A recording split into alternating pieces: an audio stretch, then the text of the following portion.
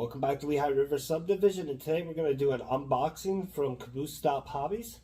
We're going to take a look at another new item that's going to help with rail fanning as well as recording down here in the layout room when I do modeling stuff as well. And one last thing before we get into looking at the new item to help and looking at what came from Caboose Hobbies, I want to give a special shout out to Dwight Curley, who sent one of his channel stickers over to us. Drew Steele 69. I'll leave links for all their channels in the description. He also sent us a channel sticker for his. And to Pappy at Try Goglin, he sent us a sticker for his other channel, Pappy's Potluck. Unfortunately, I hid all those stickers so Cameron wouldn't find them, and I hid them so good that I have yet to find them. So I can't show you guys because I misplaced them, and I didn't want to go on without giving these guys a shout out for sending their stickers. So I have them, and we'll show them at some point because I have a bunch of other stickers that I've gotten from people. I know last year at Strasbourg we got stickers from a bunch of guys, and I have no clue where those are either. So one day there will be a special video on all the stickers once I make something to put them all on and hang them. So let's hop into, we're going to take a look at my new tripod. My tripod that I bought to do my videos originally down here in the basement, I bought just for in the basement. That was before we were doing rail fanning, and it was just a little piece of junk. I think I paid 20 bucks for it. And the legs broke, and that's part of the reason why there hasn't been much recording on modeling stuff. And since Luca's been born, I haven't been down here doing anything. And that's going to change. I've been setting things up to get work done down here, so that will be coming. But not having something to record easily was an issue, especially on modeling videos. So I broke down, and I had a couple different tripods recommended to me. They were all out of my price range or what I felt like spending. So in my research on those tripods I was recommended, I came across one on Amazon from a brand called Joil Can for, I think it was $90 shipped. It's an 80-inch high tripod, and I watched a bunch of YouTube reviews from other YouTube creators, not model, train, or railroad necessarily. They were all types of channels that had reviewed this, and I watched them, and a lot of them said that for the price you're getting the quality of a low-end professional grade tripod. So that's a good thing at the price you're paying at $90. So let's go ahead and take a look at this tripod.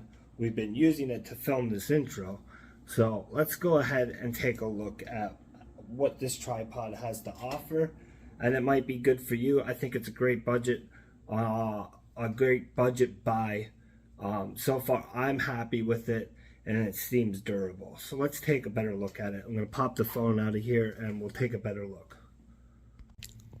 So the first thing you can notice with this tripod is how close to the ceiling it is. You know, my hand is right there.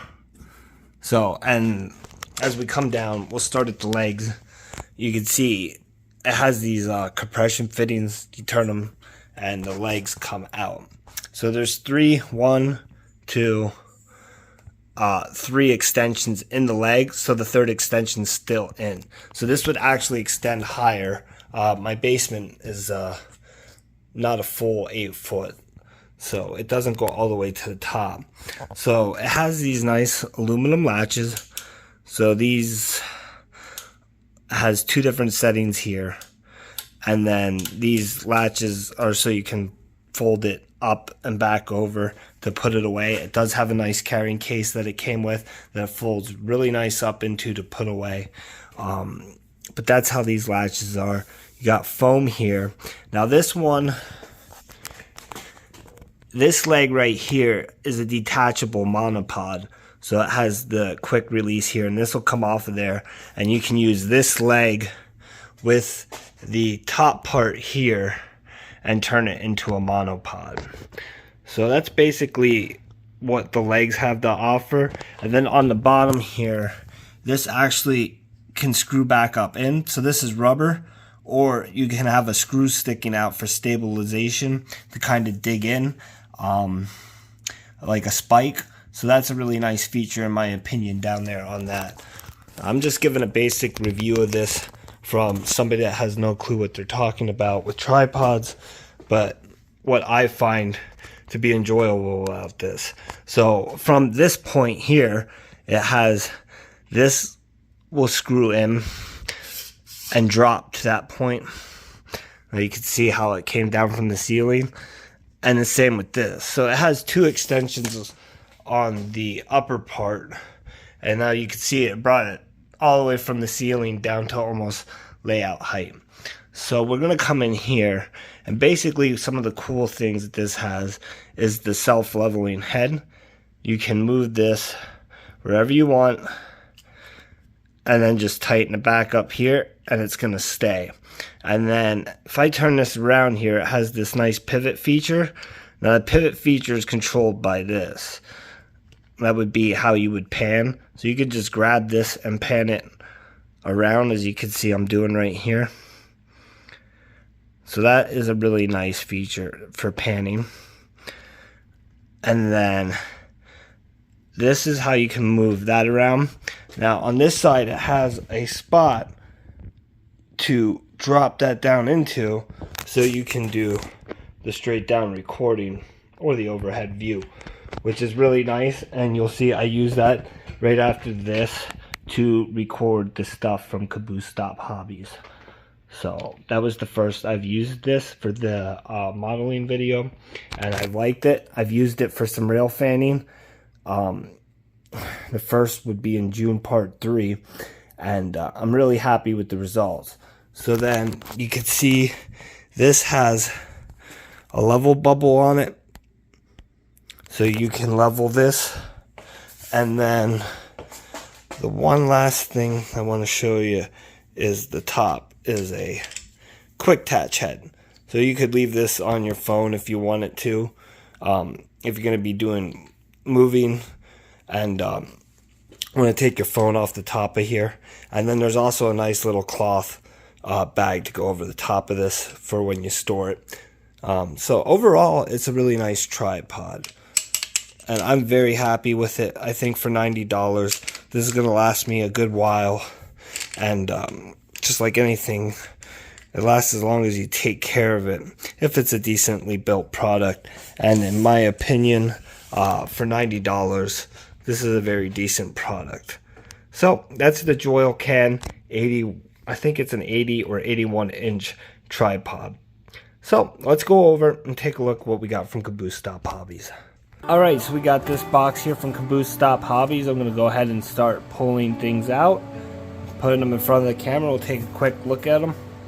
So one of the first items here I grabbed is this Intermountain 3-bay hopper.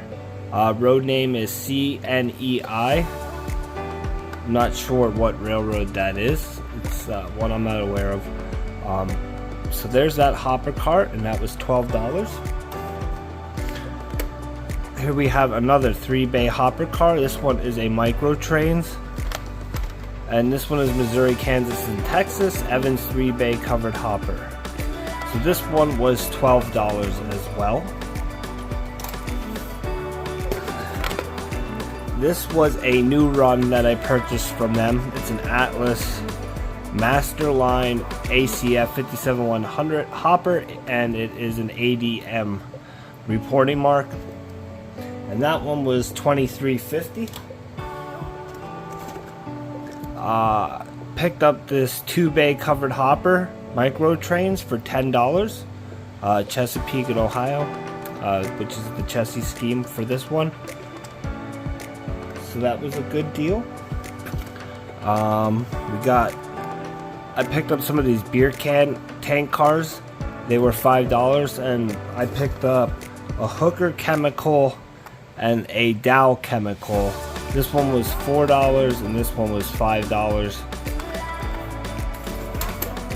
Moving along in here, we have a Missouri Pacific 2-bay covered hopper, and this one is an Intermountain. So a lot of these I'm picking up to make into the sand cars at the Reading and Northern halls. So they're probably all going to get repainted. The chassis one won't, because I like chassis too much. Moving along, there was this double door Wabash box cart, 40-foot standard door, and I picked that up for my older era engines. Moving along, 2 more tank cars. This one is a 39-foot single-foot dome, or single dome tank car, Union Pacific. And that one was $6.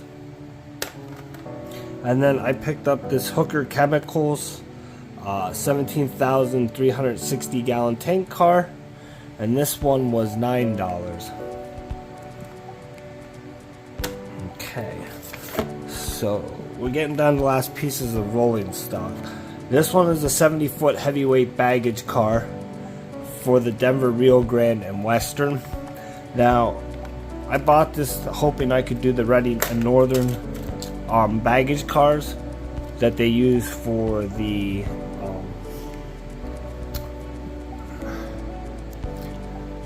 I was hoping I could turn this into one of the Reading and Northern baggage cars that they use as a generator car on their passenger trains. Only theirs have the doors like this, but are 6-axle trucks. So I gotta see if this is the right body at 70 foot to match up with their baggage cars, and if so, I'm gonna try to swap the trucks. But that's what this was purchased for, that project, and this was $17. And then the last piece of rolling stock is a blue box Cado. So these are not the DCC ready ones, but that's not a big deal, and it's undecorated. This was $65, and I plan to turn this one into one of the Reading and Northern SD40-2s. I have to see which ones closely resemble this exact model I have here, and then look into detail parts, and as well as I still need an airbrush, but I hope to get into doing some custom painting in the future, because that's something that I can do with a very little time at the end of the night that I kind of enjoy a lot. So I picked up these. They were damaged. They're tunnel portals that broke there, but like before, you seen what I did with the piers that I purchased. You never know, I might be able to use this for something or make a casting out of them, and I think they were $1.50. So I got 2 of those tunnel portals, and then these are detail parts, manhole covers for the road. So I thought those would be cool to put in one of the roads where there would be a manhole cover. And then this was a box of stuff that didn't have boxes. So inside this box, we picked up in the auction, there was this Lionel ornament, which is a Hiawatha. I thought that was pretty cool, and I picked that up for the Christmas tree for Cam. And then there is this Union Pacific 40-foot box car for $6.50, and that is a Micro Trains. And then there was one automobile in there as well. So that is in that box. And continuing along, in here I got this work crew of people, and then in a lot of their shows recently they've had some memorabilia stuff. So this is instances and reminiscences of my 3 years of railroading for one of the Georgia railroads, and I'm not exactly sure which one, and I haven't really looked through this yet, so I forget what that was. It's not marked on. I think it was like $1. Here are some gray. These would be your curb stops for a parking lot, parking bumpers. I got a pack of those for $2. And then there's this Micro Engineering Murphy's Manufacturing for $8. So I thought that'd be a good little kit to practice learning how to build stuff. And then the last two things were these two prints. I've always been a huge fan of the Little Joe on the Milwaukee Road. It's an awesome engine, so I'll get a frame and put this in. And I've always been a fan of the TPW scheme, that red and white. And this is a really cool print. We'll get a frame for that, and I thought they'd make cool pieces to hang in the layout room. So that is everything that came from Caboose Stop Hobbies. I want to thank you all for watching. I hope you enjoyed this unboxing, mail call, shout out to the guys who gave me stickers in the beginning, as well as looking over the new tripod for rail fanning and recording layout work and modeling work. So, like always, we'll see you over the hump, and take care.